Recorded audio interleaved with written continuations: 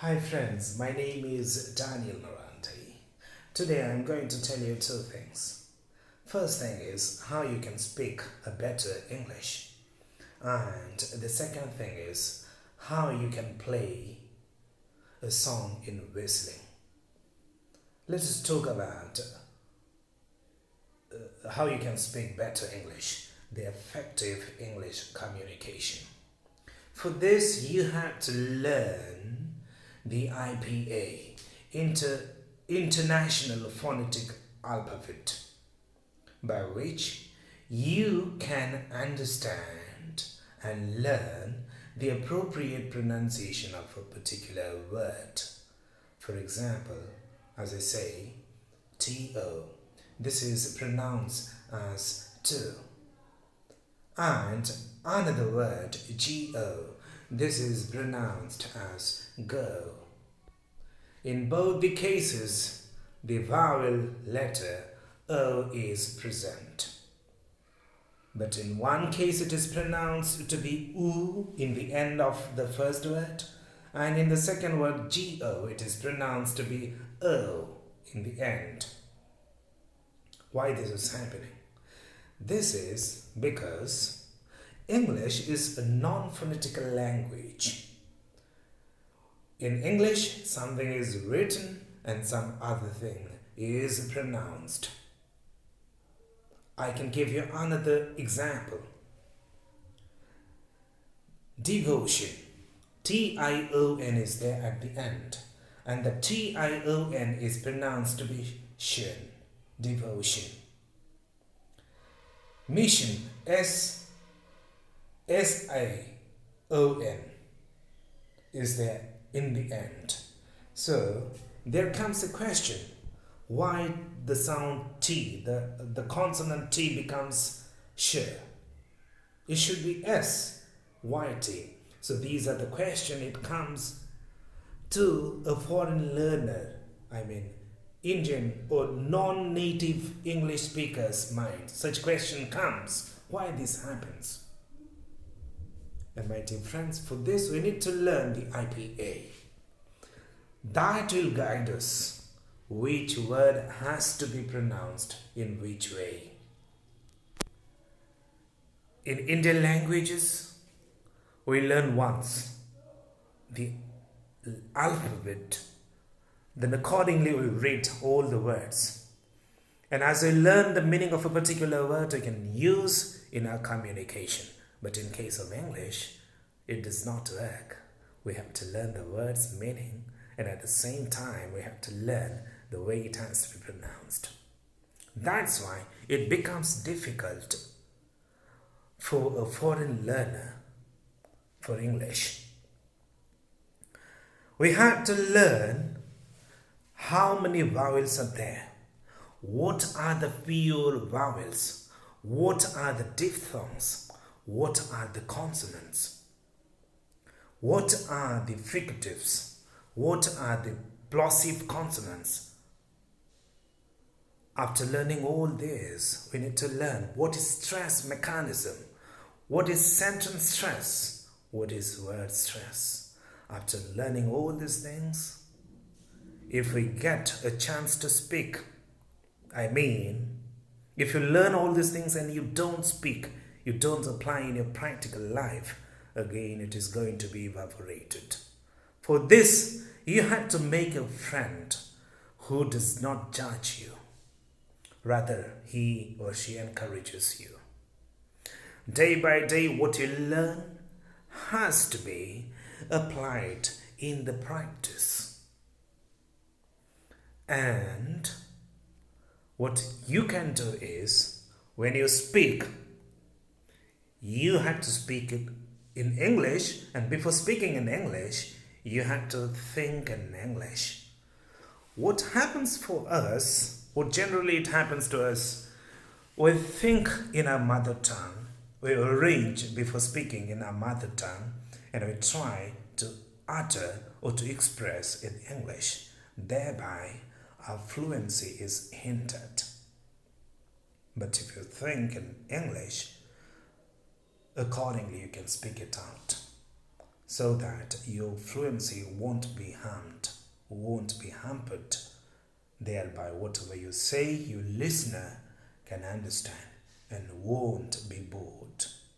Some critics say the thought does not have the language. But dear friends, don't go with those critics. It is very practical. When we speak, we think before. We think first and then we speak. So thought has a language. So when you think in your language. We think most of the time in our mother tongue or in the tongue we are comfortable. If you are able to think properly in English, then you can express properly in same language. Another thing is you had to understand when you go on speaking. I mean, you have to understand what you are speaking, you yourself. If you don't understand what you say, if you are confused with your structure, with your choice of words, then you cannot make others understand. So you should be very careful that whatever you are saying, you should understand at the same time when you speak. So these are the things one has to learn to develop his better English. In the days to come, I will tell you all this mechanism, all this way how you can speak better English. What is IPA? What is diphthong? What is pure vowel? What are the mechanisms for applying stresses? I will tell you in the next videos. So I hope if you wish to learn, you can follow me. You can subscribe my channel and you can listen to this. And now, as I was telling you, I will teach you about the whistling. So there are notations when we play any song, any music. So first thing is you have to learn how to produce the sound first. So as I have told you in my previous video, you have to curve your two lips and then you have to move your tongue within and exert your breath through your lips so that it will get vibration and the sound will be produced. Then slowly you try to adjust the notation mechanism. You have to move your tongue and lips in such a way so that there would be played a notation which you're intended to play.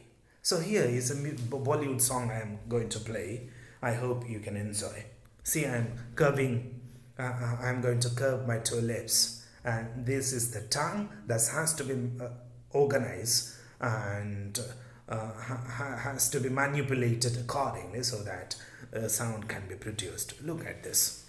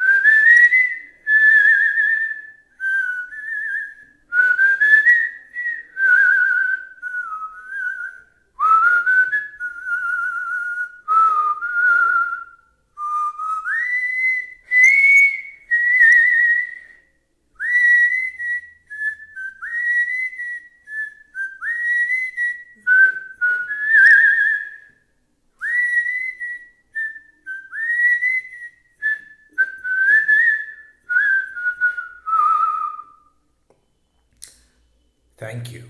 I hope this video is informative to you. If you wish, you can subscribe this channel. If you really want to learn English in the days to come, I'll teach you all this IPA, the mechanism and all. I hope you enjoyed this video. Thank you for watching.